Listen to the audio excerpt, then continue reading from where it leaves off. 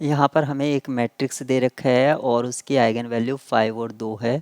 यहाँ पर eigen vector निकालना है करस्पॉन्डिंग टू आइगन वैल्यू 5 के। तो यहाँ पर मैं आपको दो मेथड एक्सप्लेन करूँगा। एक मेथड है trial and error.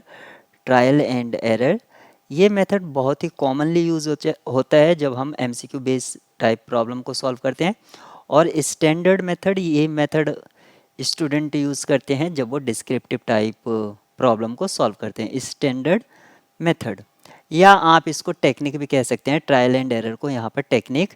Actually eigen value का डेफिनेशन क्या होता है? Corresponding to eigen vector A x equals to lambda x, जहाँ पर x क्या होता है? आपका non zero vector.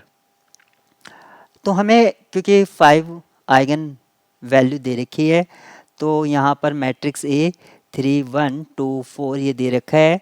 Eigen vector को मैं मान लेता हूँ x1 x2, और आइगन वैल्यू 5, x को मैंने पहले ही मान लिया x1 x2।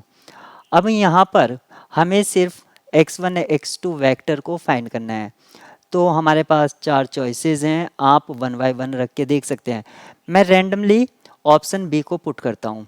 तो 3 1 2 4 अगर मैं इसको 1 1 वेक्टर से मल्टीप्लाई कराता हूँ तो क्या मिलता है मुझे? 5 5 ये मिलता है, और यहाँ से मैं 5 कॉमन ले सकता हूँ, तो 1 1। तो आपने देखा यहाँ पर अगर वेक्टर को मैट्रिक्स से मल्टीप्लाई करता हूँ तो स्केलर इनटू वेक्टर आ रहा है, यानी कि डेफिनेशन को सेटिस्फाई कर रहा है आइगन वैल्यू की। तो यहाँ पर ये vector corresponding to eigen value 5 होगा। तो इस तरह से हमने ट्रायल एंड एरर से इसको चेक कर लिया। स्टैंडर्ड टेक्निक भी क्या है? A x equals to lambda X. Lambda यहाँ पर 5 दे रखा है, आप इसको इस तरह से लिखिए। अब आप इसको ट्रांसपोज कर लीजिए A minus 5 times identity matrix into X equals to 0। यहाँ पर हमें मैट्रिक्स ए दे रखा है और इसको माइनस करा देंगे तो आपको फाइनल रिजल्टेंट मैट्रिक्स क्या मिलेगा वो मैं यहाँ पर डायरेक्ट लिख देता हूँ। -2 2 1 -1 ये मिलेगा। वेक्टर आपने कंसिडर कर रखा है x1 x2 equals to 0 vector of correct size. तो हमें लास्ट वन ये इक्वेशन ऑब्टेन्ड हो गई है जो मैट्रिक्स के फॉर्मेट में है। आप इसको सॉल्व करेंगे x1 x2 के लिए, तो आप लिखेंगे -2 2 मैट्रिक्स फॉर्मेट में मैं लिख रहा हूँ। ये एक होमोजीनियस सिस्टम यहाँ से जनरेट हुआ। आप इस सबसे पहले रोज को इंटरचेंज कर दीजिए, तो 1 -1 -2 2। अब आप एलिमेंट्री रो ऑपरेशन लगाएंगे तो यहाँ पर ये 1 -1 0 0 हो जाएगा।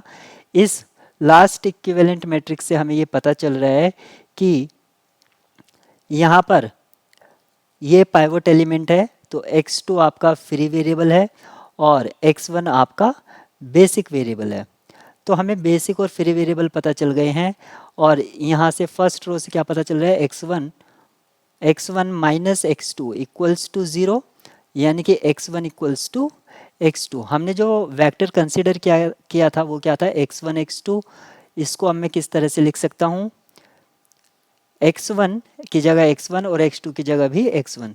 इसको अगर मैं x1 को आउटसाइड लेता हूँ तो इसको मैं क्या लिखूँगा? 1, 1। या आप यहाँ से भी समझ सकते हैं दोनों ही एंट्री ऊपर और नीचे सेम होनी चाहिए, और इस तरह ऑप्शन में सेम एंट्री कहाँ पर है? बी पर।